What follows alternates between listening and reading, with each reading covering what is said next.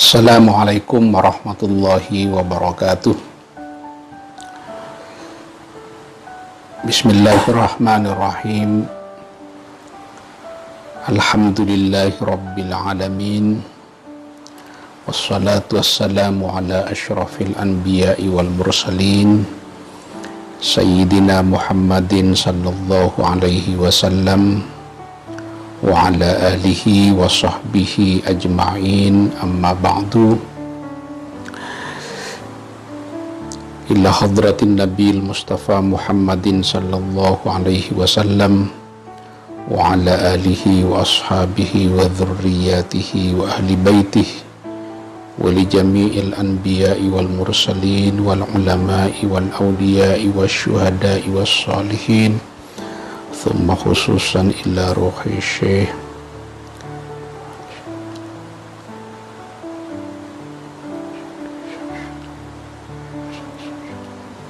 nafa'anallahu bi'ulumihim wa afadha alaina min barakatihim wa anwarihim wa asrarihim fid din wad dunya wal akhirah. Syai'ilillahi lahumul fatihah. A'udzu billahi minasy syaithanir rajim. Bismillahirrahmanirrahim. Alhamdulillahi rabbil alamin, arrahmanir rahim, maliki yaumiddin.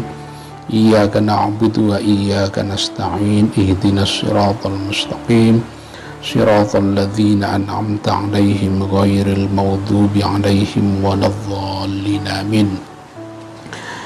Bismillahirrahmanirrahim. Minggu yang lalu kita sudah bicara mengenai hukum taklifi. Hukum taklifi yang terdiri dari wajib, sunnah, makruh, haram, dan mubah.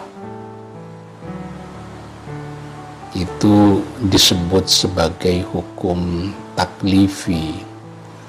Itu untuk pengertian yang paling mudah buat orang awam. Walaupun biasanya para ulama membedakan antara ijab, wujub, dan wajib, antara tahrim dan haram, dan seterusnya. Biasanya di dalam studi-studi ushul fikih dibedakan antara ijab, wujub, wajib. Yang paling mudah, ijab itu biasanya adalah disebut dengan nafsul khitab, yaitu firman Allah itu sendiri, itu namanya ijab. Sedangkan wujub itu atharul khitab, dampak dari firman Allah itu melahirkan satu pandangan bahwa sesuatu ini berisi perintah untuk mengerjakan dengan tegas dan pasti, itu namanya wujub. Sedangkan wajib itu perbuatan yang menjadi kaitan dari khitab itu. Itu bedanya antara ijab, wujub, dan wajib. Nah, hukum taklifi biasanya isinya itu adalah taklif, pembebanan, ya, pembebanan taklif. Makanya sering didefinisikan taklif itu talabu ma fihi kulfatun wa masyaqqah, tuntutan untuk melakukan atau tidak melakukan sesuatu yang di dalamnya ada kulfah, ada masyaqqah, ada kulfah, ada beban. Makanya meninggalkan korupsi itu ya berat bagi orang yang punya peluang untuk korupsi. Mengerjakan sholat itu berat, nah itu ada kulfah di situ. Nah, hukum taklifi itu mengandung beban. Karena mengandung beban, maka hukum taklifi tidak dibebankan kepada orang yang tidak mukallaf. Makanya anak kecil tidak mukallaf, orang gila tidak mukallaf. Jadi seluruh hukum taklif itu harus fi maqduril mukallaf, di dalam kemampuan mukallaf. Nah, beda dengan hukum wad'i. Kalau hukum wad'i itu ada yang fi maqduril mukallaf, di dalam kemampuan manusia, ada fi ghairi maqduril mukallaf, di luar kemampuan manusia. Menghadirkan dua orang saksi di dalam pernikahan yang menjadi syarat bagi sahnya pernikahan itu di dalam kemampuan mukallaf. Punya wudu yang menjadi syarat bagi sahnya salat itu di dalam kemampuan mukallaf. Tapi ada hukum wad'i yang di luar kemampuan mukallaf. Tergelincirnya matahari yang menjadi sebab wajibnya salat itu di luar kemampuan mukallaf. Itu namanya hukum wad'i. Nah, hukum wad'i itu biasanya terdiri dari sebab, syarat, wajib, mani, sihhah, kemudian butlan atau sahih. Kalau ikut yang kitab di sini, sahih, batil, dan fasik. Nah, malam ini kita akan melanjutkan hukum wad'i yang disebut di dalam kitab Waraqat ini adalah yaitu sahih dan batil.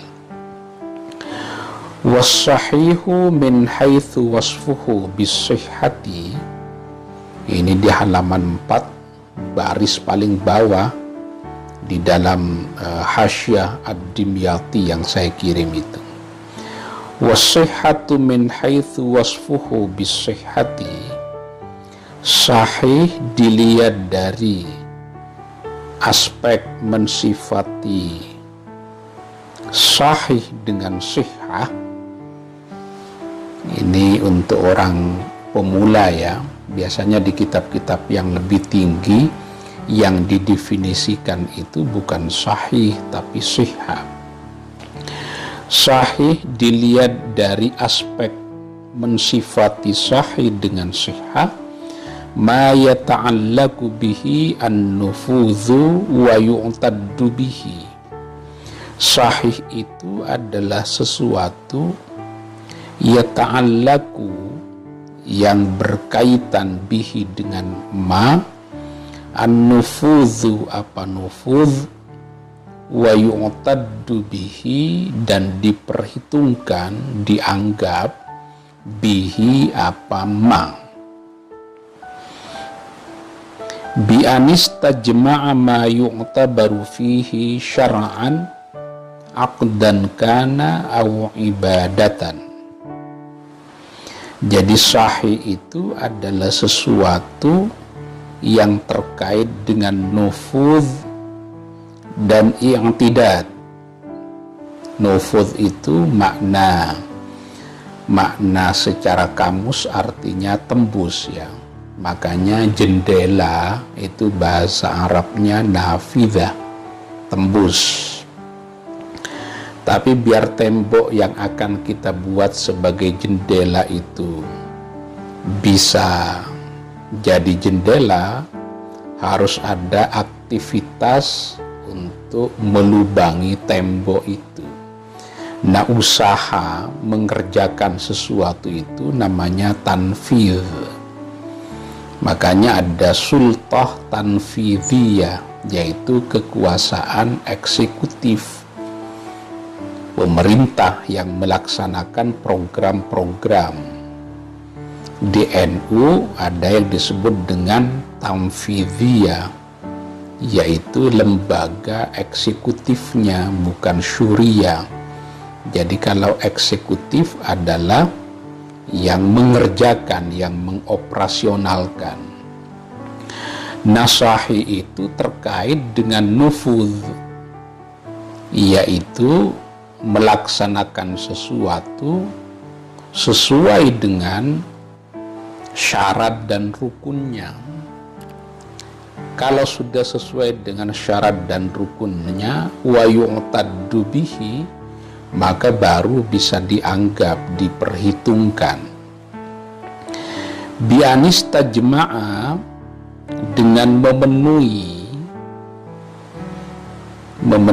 apa ma yata'allaku itu, memenuhi apa ma yu'tabaru fihi syar'an, memenuhi sesuatu yu'tabaru yang diperhitungkan fihi di dalam ma yata'allaku syar'an, menurut syara'. Aqdan kana au ibadatan, baik yang terkait dengan akad, transaksi, au ibadatan atau ibadah. Aqdan kana au ibadatan, baik berupa akad ataupun berupa ibadah. Makanya kita mengenal ada yang disebut dengan aqdun sahih, akad yang sahih, yang sah dalam bahasa Indonesia. Jadi biar gampang, sah itu apa? Sah itu ma yata'allaku bihi an-nufudhu, sesuatu yang dikerjakan dengan memenuhi syarat dan rukun sehingga dia yu'taddu bihi, dapat dianggap sudah memenuhi apa yang ditetapkan oleh syari, oleh Allah. Walaupun antara i'tidad dan nufud ini sebenarnya sama artinya ya, sama. Al-i'tidadu wan nufudhu ma'nahuma wahidun, maknanya sama, satu. Jadi ada aqdun sahih, ada ibadah yang sahihah, akad yang sahih, dan ada ibadah yang sahihah. Bai'un sahih misalnya, nikahun sahih, atau saumun sahih, salatun sahihah.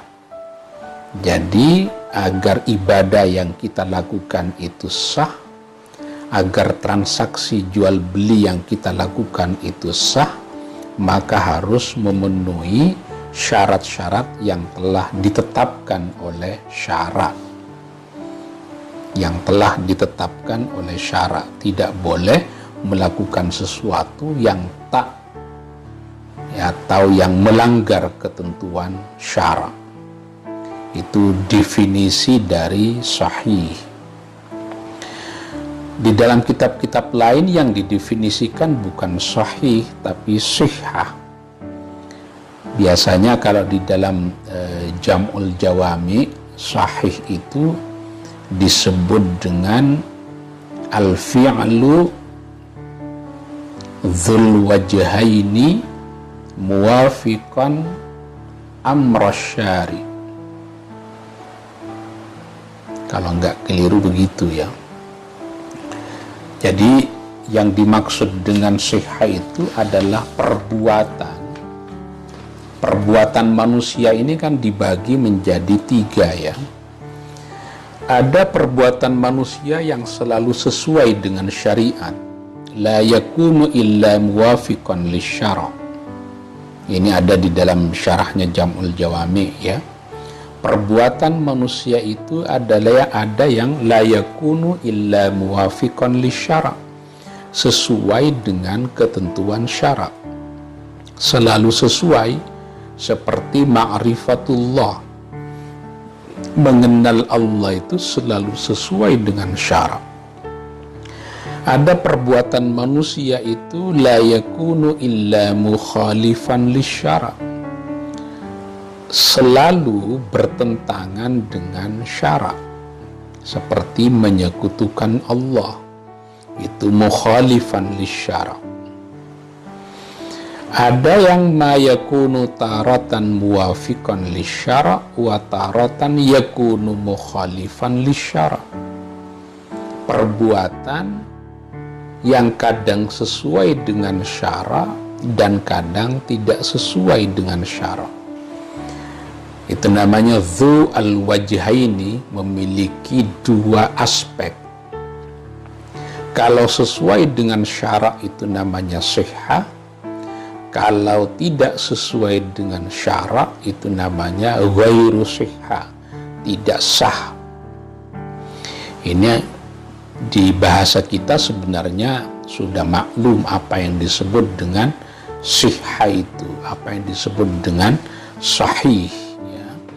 Ma yakunu taratan muwafiqan lisyara wa taratan yakunu mukhalifan lisyara. Kalau sesuai dengan syara itu namanya sihah, kalau bertentangan dengan syara itu namanya ghairu sihah. Jadi sahih itu gampangannya mastaufa arkanahu wa syurutahu asy-syar'iyyah, sesuatu yang memenuhi unsur, rukun dan syarat seperti ditetapkan oleh syara.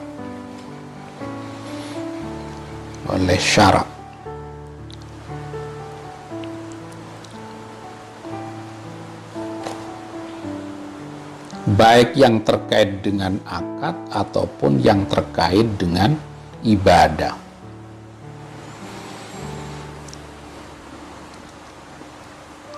Misalnya ada yang menyatakan bahwa di dalam bidang ibadah itu ada kaidah al-ibratu fil ibadat bima fi nafsil amri wa bima fi dhannil mukallaf.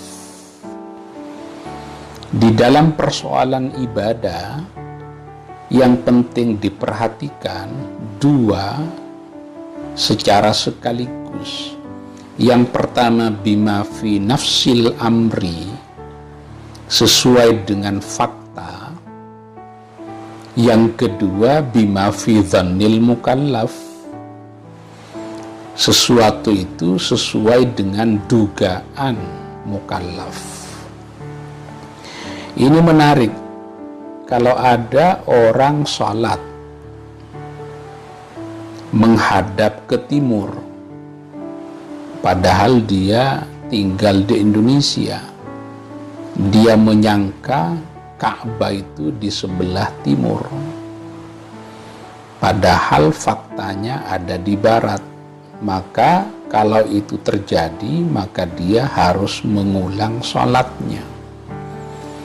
Sholatnya harus diiadah, karena di dalam bidang ibadah yang terpenting bukan hanya dugaan mukallaf bahwa Ka'bah itu ada di timur misalnya, padahal salah, tapi harus bima fi nafsil amri, faktanya Ka'bah itu ada di mana.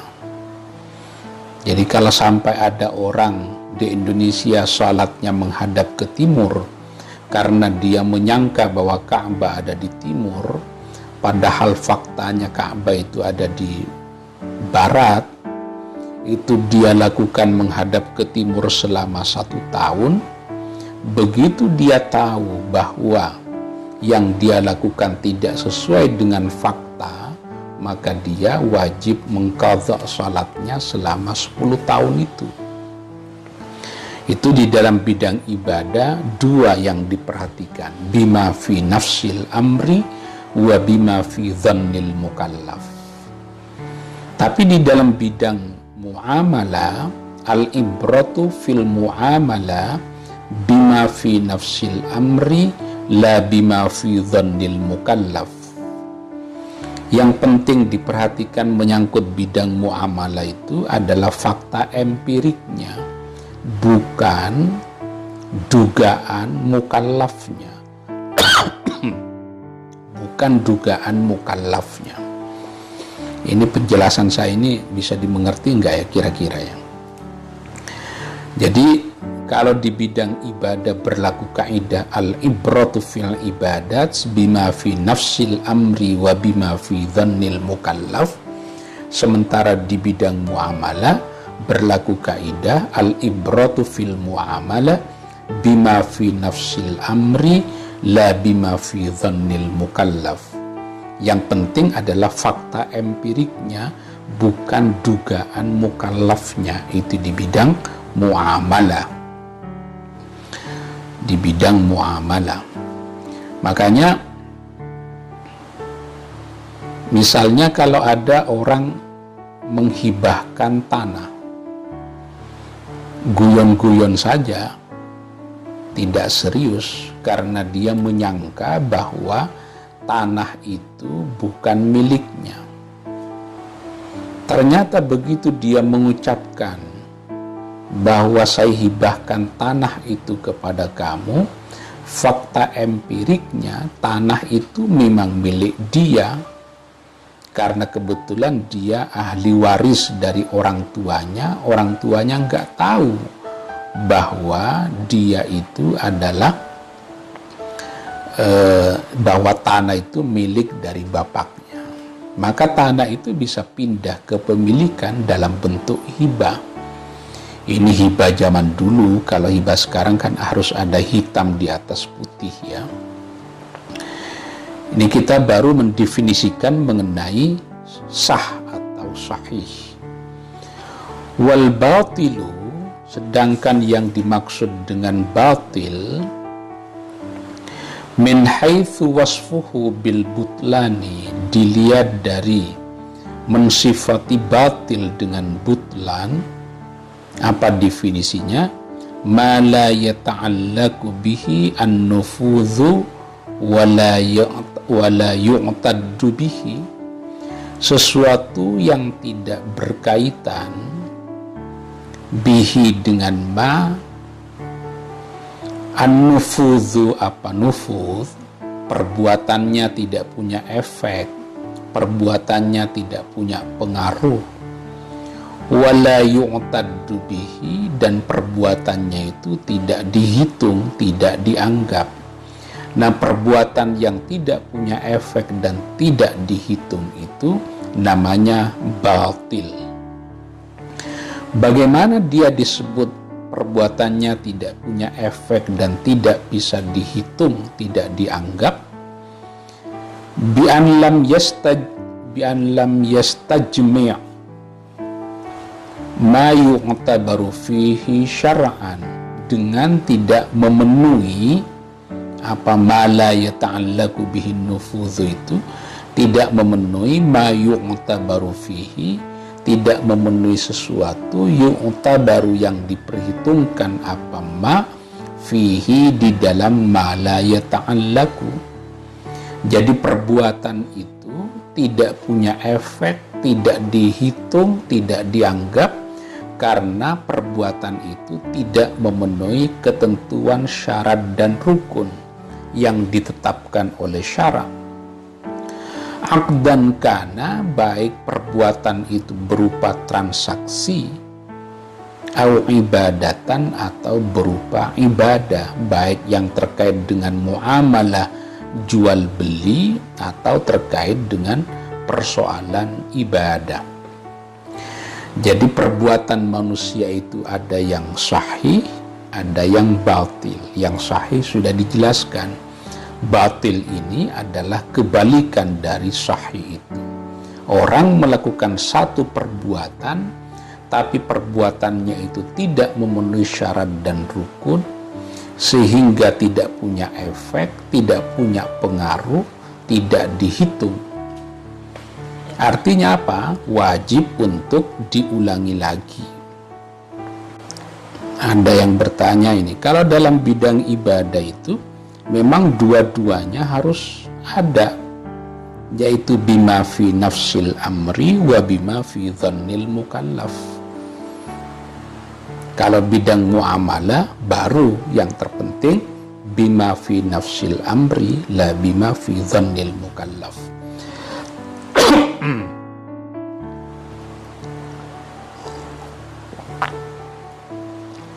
Jadi batil ini kebalikan dari sahih. Jadi ghairu nufud, ghairu i'tidad. Jadi perbuatannya tidak nufud dan tidak i'tidad. Tidak memenuhi syarat dan rukun dan tidak juga i'tidad. Artinya apa? dia tidak lepas dari tanggung jawab yang telah ditetapkan oleh Allah kalau itu terkait dengan ibadah misalnya.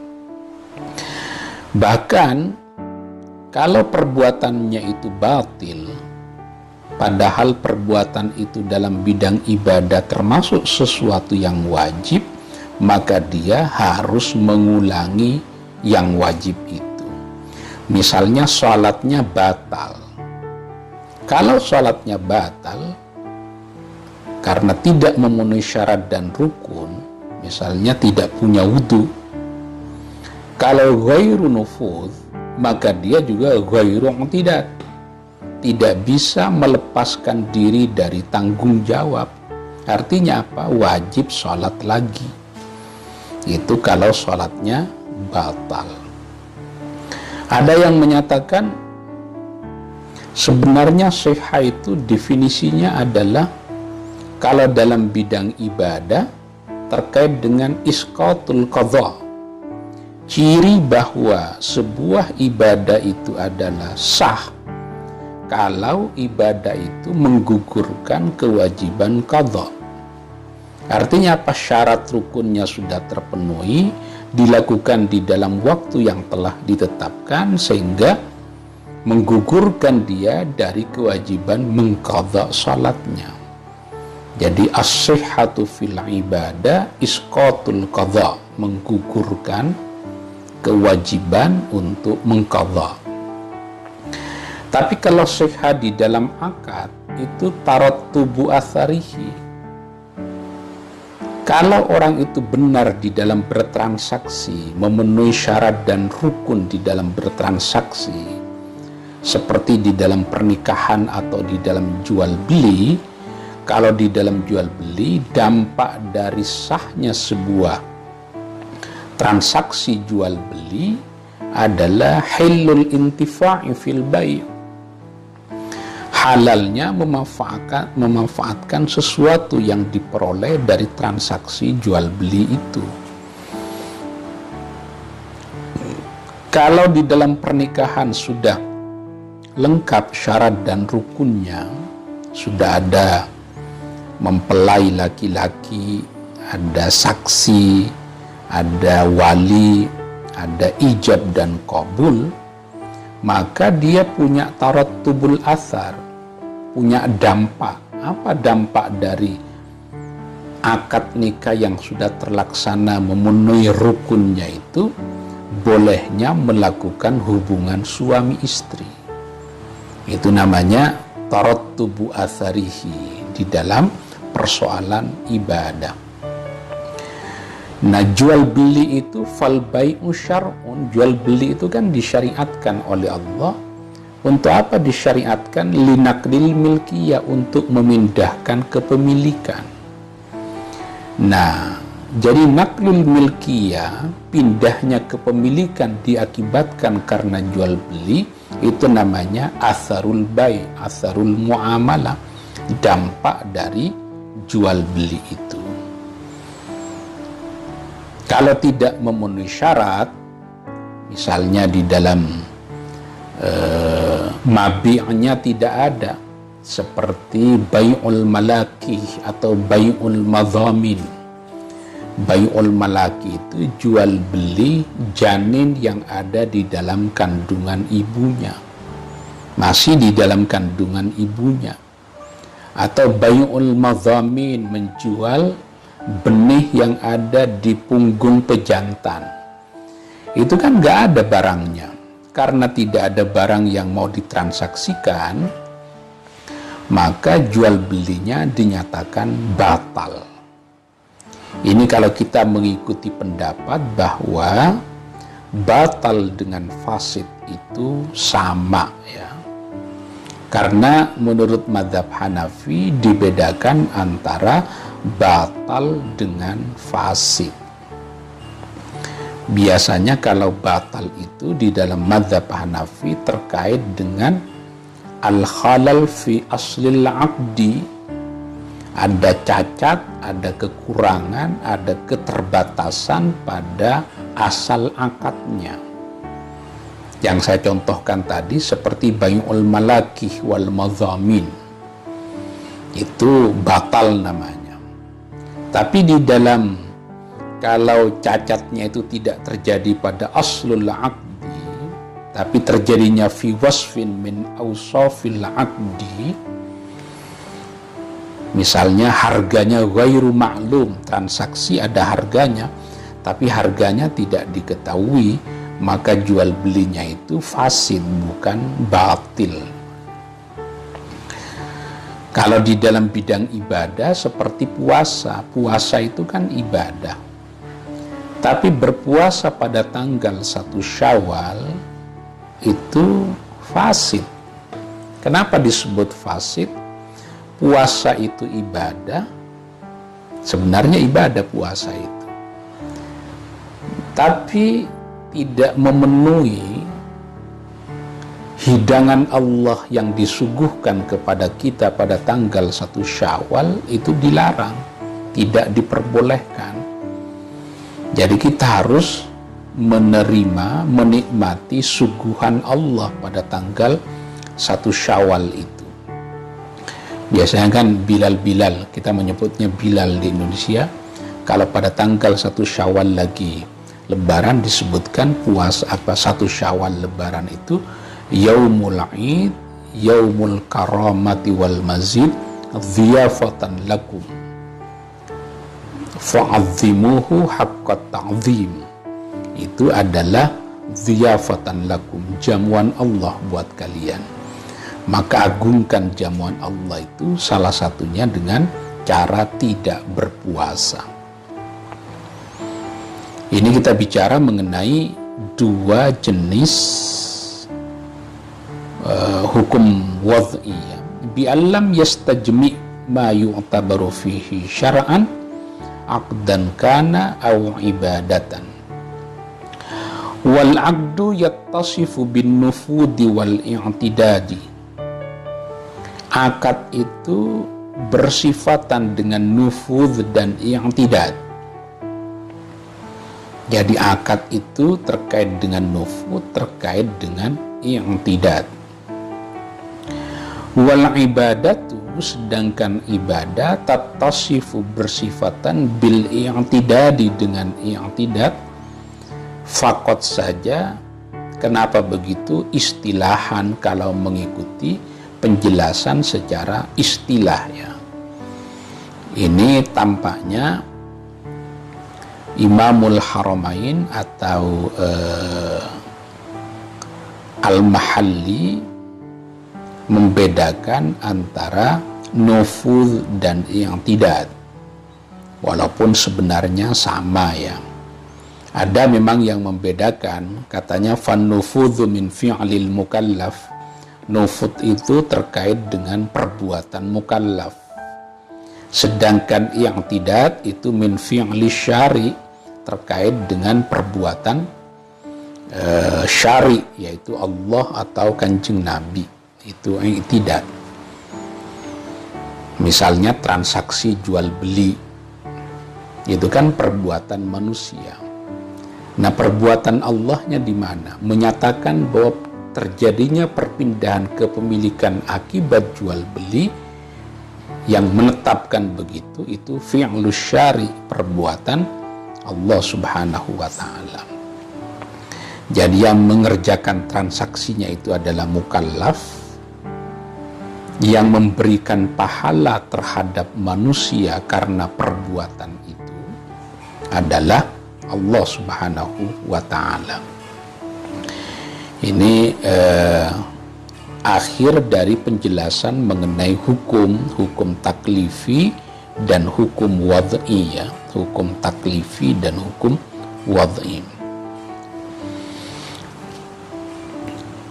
Sekarang wal fikhu, apa hubungan fikih dengan ilmu-ilmu yang lain? Ilmu fikih ini kan ilmu juga. Apa bedanya fikih dengan ilmu? Wal fikhu bil makna syar'i, fikih dalam pengertian atau dalam makna syar'i, akhassu minal ilmi, sebenarnya lebih khusus, lebih spesifik dari ilmu. Lisidqil ilmi bin nahwi wa ghairihi, karena ilmu itu bisa mencakup pada ilmu-ilmu di luar fikih, seperti ilmu nahwu, ilmu balaghah, ilmu ma'ani, ilmu hadis, ilmu tafsir. Itu adalah ilmu. Nah, fikih itu adalah lebih spesifik dari ilmu. Karena itu fakullu fikhin ilmun, setiap fikih pasti ilmu. Walaysa kullu ilmin fikhan, tapi tidak setiap ilmu adalah fikih. Mahasiswa UIN Jakarta itu kan pasti mahasiswa, tapi tidak setiap mahasiswa itu adalah mahasiswa UIN Jakarta. Santri Sembagus Situbondo itu ya santri, tapi tidak setiap santri itu adalah santri Sembagus. Nah, itu bedanya antara fikih dengan ilmu. Kenapa penting ada penjelasan ini? Karena disebutkan fikih itu al-ilmu bil ahkam.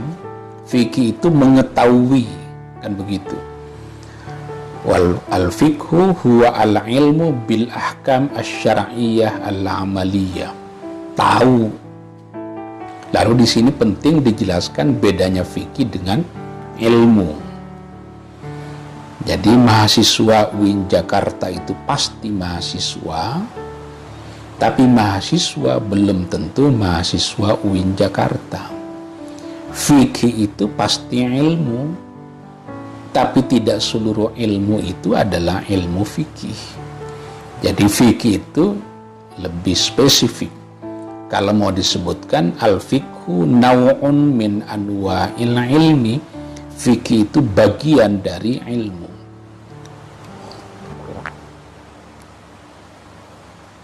Bagian dari ilmu. Karena itu kullu faqihin alimun, setiap orang yang ahli fikih pasti alim. Tapi walaysa kullu alimin faqihan, tidak setiap orang alim itu pasti ahli fikih. Nah, itu definisi mengenai perbedaan antara fikih dan ilmu. Perbedaan antara fikih dan ilmu tahu. Lalu muncul pertanyaan, tahu itu apa? Ini menarik nih. Tahu itu apa? Katanya wal ilmu ma'rifatul ma'lumi. Tahu itu adalah mengetahui sesuatu yang bisa diketahui. Ini agak problem ya definisi ini ya. Sambil pelan-pelan coba direnungkan. Ini mau mendefinisikan ilmu, mau mendefinisikan tahu. Tahu itu apa? Tahu itu ma'rifatul ma'lumi, mengetahui sesuatu yang bisa diketahui. Mengandung problem karena di dalamnya ada gerak melingkar kan. Tahu adalah mengetahui sesuatu yang bisa diketahui. Padahal sesuatu yang bisa diketahui itu tidak bisa diketahui kalau kita tidak tahu itu apa. Itu namanya daur. Kan ada daur, ada tasalsul. Li'annal ma'luma mushtaqqun minal ilmi fala yu'raful ma'lumu ba'da ma'rifatil ilmi. Kata maklum itu kan keluar dari kata ilmu. Maka maklum itu tidak bisa diketahui kalau kita tidak mengetahui ilmu. Makanya problematis definisi ini. Kalau kita mendefinisikan ilmu sebagai sesuatu yang bisa diketahui, padahal sesuatu yang bisa diketahui itu tak bisa diketahui kalau kita tidak tahu tentang tahu itu apa. Itu namanya problem ya, daur namanya.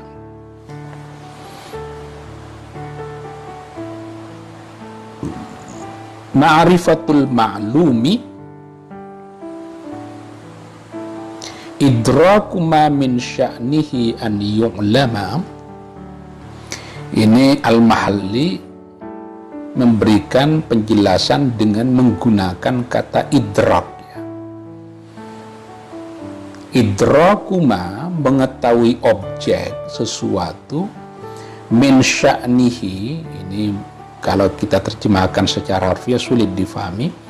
Min sya'nihi, keadaannya itu, an yu'lama, bisa diketahui, ala ma huwa bihi, sesuai dengan filwaki, sesuai dengan faktanya. Mengetahui sesuatu. Nah, pengetahuan tentang sesuatu itu sesuai dengan fakta sesuatu itu. Kenapa Al-Mahalli menggunakan kata idrak? Karena definisi yang diberikan tadi itu problem.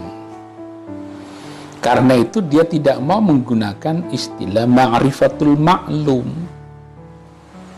Al-Mahalli lebih suka menggunakan istilah idrakuma min sya'nihi an yu'lama ala ma huwa bihi fil waqi', sesuai dengan sesuatu, huwa yang adapun maklum, bihi pada ma itu, fil waqi', sesuai dengan kenyataan. Kenapa tidak menggunakan istilah maklum? Karena kalau tahu itu bisa didefinisikan dengan menggunakan kata selain kata tahu, kalau kita baca kitab-kitab lain, falau huddal ilmu bi ghairil ilmi kana ghairul ilmi kashifan wa dzalika mumtani'un. Kalau tahu itu bisa didefinisikan dengan menggunakan kata selain kata tahu, ini kan al-ilmu, kok definisinya ma'rifatul ma'lum, itu problem. Karena itu harus menggunakan kata yang lain. Tapi persoalannya, kalau tahu itu bisa didefinisikan dengan kata selain kata tahu, maka berarti ada kata selain kata tahu yang bisa menyingkap makna sesuatu itu. Itu tidak boleh. Nah, akhirnya menggunakan kata idrak itu. Tapi kalau tahu didefinisikan dengan menggunakan kata tahu, al-ilmu ma'rifatul ma'lum, itu namanya ta'rifus syai'i binafsihi, mendefinisikan sesuatu dengan dirinya sendiri. Itu nggak boleh tuh. Makanya di kitab-kitab lain itu mudah saja penjelasan para ulama, al-ilmu itu tidak bisa didefinisikan. Jadi al-ilmu itu tidak bisa didefinisikan. Tidak bisa didefinisikan. Menurut yang lain bisa didefinisikan. Kaidrakil insani bi'annahu hayawanun natikun. Seperti mengetahui bahwa manusia itu adalah hewan yang berpikir.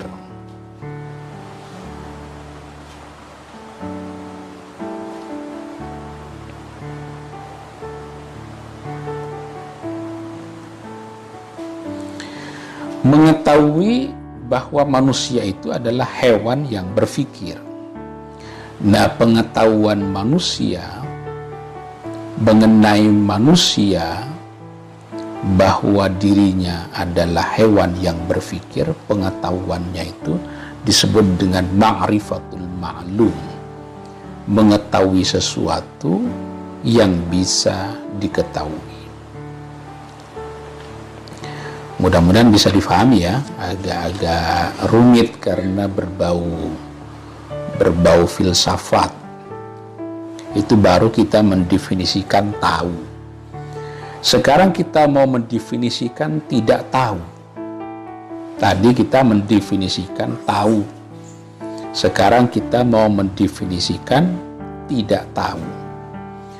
Wal jahlu, tidak tahu itu, tasawwur syai'i, menggambarkan, membayangkan, mempersepsikan sesuatu, ai idrakuhu, mengetahui sesuatu, ala khilafi ma huwa bihi fil waqi', bertentangan dengan fakta empiriknya.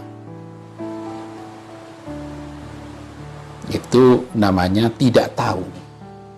Jadi pengetahuan kita tentang sesuatu itu berbeda dengan fakta empiriknya.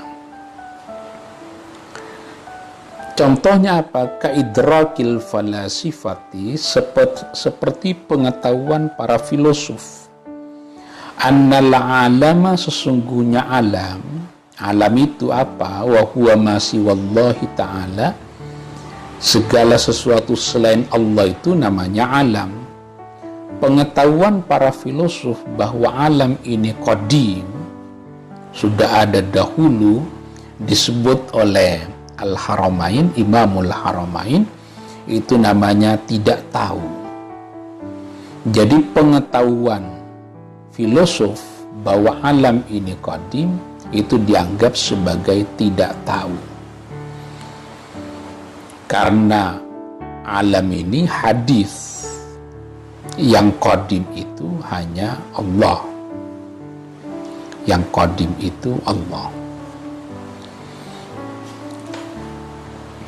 Kalau di kitab lain disebutkan al-jahlu itu intifa'ul ilmi bil maksudi, tidak adanya pengetahuan mengenai sesuatu yang dimaksudkan, itu tidak tahu.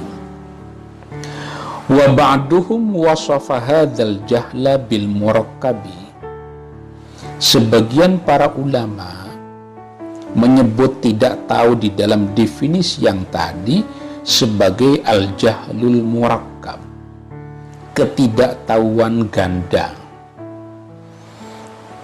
Jadi pengetahuan filosof bahwa Allah itu qadim disebut tidak tahu, dan ketidaktahuannya itu disebut ketidaktahuan ganda. Kenapa disebut tidak tahunya ganda, tidak tahunya kuadrat? Karena dia tidak tahu bahwa dirinya tidak tahu. Itu pertama. Yang kedua, dia tidak tahu terhadap apa yang dia tahu itu. Yang dia ketahui itu tidak dia ketahui. Itu jahlun bil mudrak namanya. Itu makanya disebut dengan jahl murakkab. Jahl murakkab. Sok-sokan mengaku dirinya tahu padahal dia tidak tahu. Wa ja'alal basita, sebagian ulama menjadikan ketidaktahuan al-basit, jadi tidak tahu itu ada dua. Ada al-jahlul al-murakkab, yang kedua al-jahlul basit. Tidak tahu basit itu adamul ilmi, wa ja'alal basita adamal ilmi bisyai'i, tidak tahu tentang sesuatu. Bagaimana hukumnya ini? Gelap kan, tidak tahu. Nah, ketidaktahuan dia itu namanya al-jahlul basit. Bagaimana hukumnya meminum khamr? Dia menjawab tidak tahu. Itu al-jahlul basit. Tapi kalau dia menjawab bagaimana hukumnya meminum khamr? Boleh. Maka dia tidak tahu bahwa dirinya tidak tahu, dan dia tidak tahu terhadap apa yang dia hukumi itu. Jadi ketidaktahuannya menjadi double ya. Kebanyakan orang itu al-jahlul murakkab itu orang yang sok tahu. Lebih baik orang awam sama sekali menjawab tidak tahu. Ka'adami ilmina bima tahtal aradina, seperti ketidaktahuan kita terhadap apa yang ada di bawah bumi ini. Apa yang ada di dalam bumi ini kita nggak tahu. Wa bima fi butunil bihari, dan ketidaktahuan kita terhadap apa yang ada di dasar laut. Itu kan gelap, sama sekali nggak tahu. Adamul ilmi bisyai, tidak tahu sama sekali. Itu al-jahlul basit. Wa ala ma dzakarahul musannifu la yusamma hadza jahlan. Kalau menurut definisi yang disebutkan oleh para ulama, oleh musannif, bahwa tidak tahu itu tasarrufus syai'i ala khilafi ma huwa bihi, maka al-jahlul basit itu la yusamma hadza jahlan, adamul ilmi bisyai itu tidak bisa disebut tidak tahu. Ini baru kita menjelaskan mengenai tidak tahu. Ini bisa difahami gak ya? Kayaknya agak berat ini kok kita malam ini berbicara mengenai tahu dan tidak tahu. Padahal tidak tahu itu sebenarnya kita sudah tahu, tapi karena didefinisikan menjadi problem tuh. Kadang ulama-ulama dahulu itu suka mendefinisikan sesuatu yang tak perlu didefinisikan. Misalnya Allah menyatakan di dalam Quran, kalau sudah masuk waktu fajar, kan kita tidak diperbolehkan untuk makan, untuk minum. Lalu nanti para ulama mendefinisikan makan itu apa. Lalu didefinisikan makan itu adalah wusulul ain ilal jauf, masuknya benda ke dalam lubang. Akhirnya kalau memasukkan tangan jari-jari ke kuping, itu namanya makan atau tidak? Padahal makan itu kan tak perlu didefinisikan. Begitu didefinisikan bahwa makan itu memasukkan benda ke dalam lubang, itu namanya makan. Maka lubang itu apa? Dihitung jumlah lubang manusia. Padahal makan itu kan lewat mulut aja. Nah, tapi muncul pertanyaan, sudah dijawab oleh ulama dahulu. Kalau makannya lewat pori-pori bagaimana? Misalnya diinfus, itu masuk ke dalam kategori makan atau tidak? Karena makan yang konvensional itu kan hanya lewat mulut. Ada orang di siang bulan Ramadan, mulutnya tertutup, tapi dia diinfus. Itu kategori makan atau enggak? Itu perlu pembahasan sendiri. Jadi makan itu sebenarnya sudah kita ketahui, begitu didefinisikan menjadi problem. Wal ilmu, sedikit lagi ya. Wal ilmu ad-daruriyu, ilmu manusia ini kan ada yang disebut dengan daruri, ada yang disebut dengan muktasab. Wal ilmu ad-daruriyu, ilmu daruri adalah ma la yaqa'u an-nazarin wastidlalin. Ilmu daruri itu adalah ilmu la yaqa'u, yang tidak lahir, tidak terjadi, tidak muncul, an-nadharin, dari proses penalaran, wastidlalin, dan proses istidlal, pencarian dalil.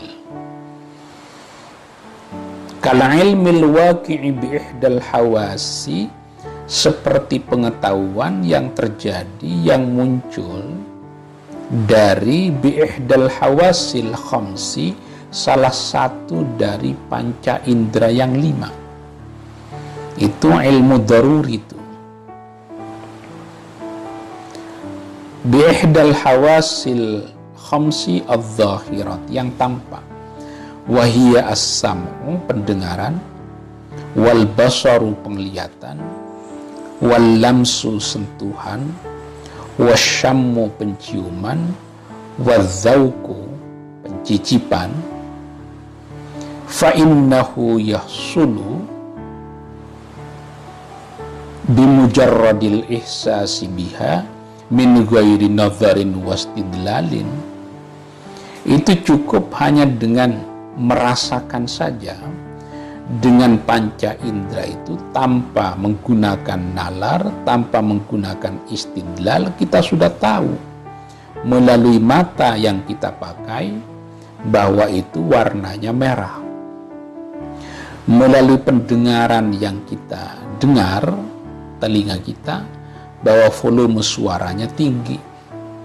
Melalui sentuhan kita tahu, melalui penciuman kita tahu, dirasakan kita tahu. Itu namanya al-ilmu adz-dzaruri, pengetahuan yang diperoleh dan tidak bisa ditolak, diperoleh tanpa menggunakan nalar. Itu ilmu daruri, seperti pengetahuan kita yang diperoleh melalui aktivitas panca indera kita, pendengaran, penglihatan, sentuhan, penciuman, pencicipan misalnya. Itu ilmu daruri.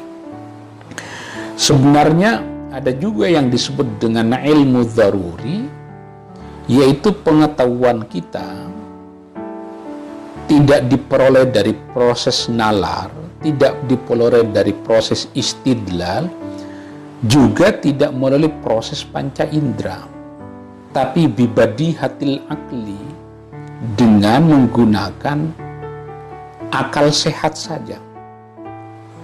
Apa contohnya? Contohnya adalah seperti hitam dan putih, la yajtami'ani fi mahallin wahid. Tidak, hitam dan putih tidak bisa berkumpul di satu tempat.